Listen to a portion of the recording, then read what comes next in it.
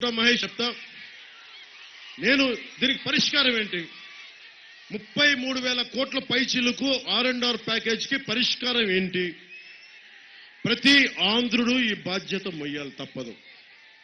దానికి వంతుగా మీరు గనుక పోలవరం R&R సెస్ ఒకటి విధిస్తే తప్ప, ఎందుకంటే 60 రూపాయల మందు, 60 రూపాయల కోట ఉండే మందు 200 రూపాయలకి మనం కొంటున్నప్పుడు ఒక్క సంవత్సరం అందరం చాలా మైన్యూట్ పర్సెంట్ 1,60,000 మంది పైచిలుకు గిరిజనులకి అన్నగా నిలబడాల్సిన అవసరం ఉంది.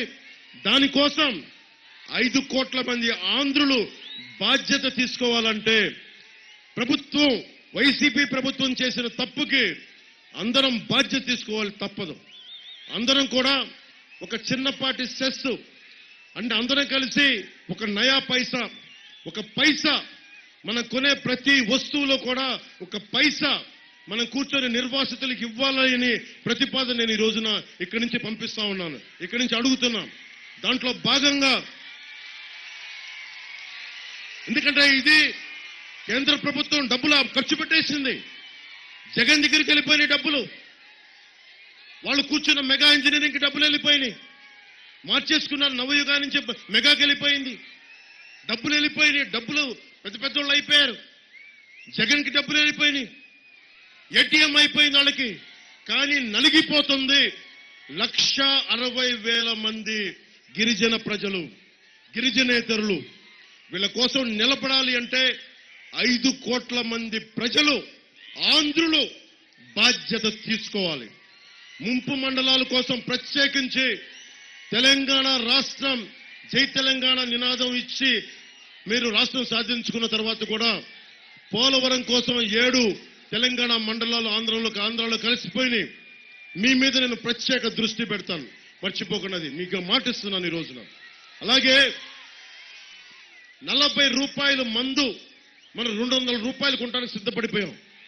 పోలవరం నిజంగా నిర్వాసితుల్ని బయటికి పడేయాలంటే అందరం కలిసి పైసా చొప్పులు వేసుకుంటే ఒక్క 6 నెలల్లో 33,000 కోట్లు తీసుకొచ్చి అందరినీ బయట పడేయగలం, అందరినీ బయట గట్టు మీద తీసుకురాగలం. ఆ బాధ్యత జనసేన, ఎందుకు నాకు కరాటో రాంబాబు గారు చెప్పారు, ఈ బాధ్యత మీరు తీసుకోవాలి. నా జీవితాన్ని పణంగా పెట్టి ఇన్ని వేల మందిని ప్రభావితం చేశాను. వారి మీద గౌరవంతో చెప్తున్నాను. ఈ రోజున ప్రత్యేకమైన సెస్ వేసి 5 కోట్ల మంది ప్రజలు నాతో సహా, నేనైతే ఈరోజు చెప్తున్నా, పోలవరం నిర్వాసితుల కోసం నా వంతు సహాయంగా సెస్సే గనుక వచ్చే మనకి రాబోతున్న ప్రభుత్వం ముందుకు తీసుకెళ్లేలా చేస్తాం. 5 కోట్ల మందికి ఆయన పోలవరం కోసం ఆయన 110 ఎకరాలు ఎలా ఇచ్చేశారో, ఆయన కుటుంబం 110 ఎకరాలు ఎలా సమర్పించుకుందో నేను ఈరోజు చెప్తున్నా. నాకు ఏడుపు, మన కోసం నలిగిపోతున్నాం. ఆ ఏడుపు గిరిజనులను చూస్తా ఉంటే, ఇళ్లలో కూర్చొని ఇల్లు వాకిలు లేక బుట్ట తీసుకొని నలిగిపోతా ఉంటే నేను చెప్తున్నాను ఈ రోజున, నా స్వంత డబ్బు 1 కోటి రూపాయలు పోలవరం నిర్వాసితులకి ముందు నాతో మొదలు పెడుతున్నాను. 33,000 కోట్లలో 33,000 కోట్ల రూపాయలు కావాలి. నేను ఇంత ప్రజాభిమానం ఇచ్చారు మీకోసం. 33,000 కోట్లు నేను 1 కోటి రూపాయలు నేను ఇస్తా ఉన్నాను. ఈ రోజున ప్రభుత్వ ట్రెజరీకి, ప్రభుత్వ ఖజానాకి పోలవరం మనకి నిర్వాసితుల దీనికోసం 1 కోటి రూపాయలు నేనే ఇస్తాను. దానికోసం మిగతా అందరూ కూడా 5 కోట్ల మంది ప్రజలు ఏదో ఒకటి మీరు ఆలోచించుకోండి. ఆ రోజుకి చంద్రబాబు గారితో చెప్తాను, అందరం కలిసి తలా నేను 1 కోటి రూపాయలు ఇస్తే మీరు 5 పైసలు ఇవ్వండి, కుదిరితే పైసా ఇవ్వండి, చాలు, మొత్తం తీరిపోతాయి కష్టాలు. ఇది పోలవరంని అత్యంత తక్కువ సమయంలో ఛాలెంజ్ 27కి పూర్తి చేసేద్దాం.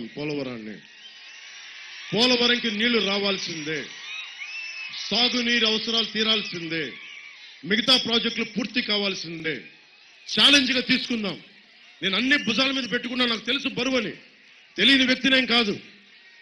చెగువారాన్ని ఇష్టపడేవాడిని, సగర భగీరథ మహర్షిని ఎందుకు పెట్టుకున్నాం మన గుండెల్లో? ఎక్కడో ఉన్న గంగని తీసుకొచ్చాడు ఆయన. అలాంటి భగీరథ మహర్షిని స్ఫూర్తిగా తీసుకుందాం.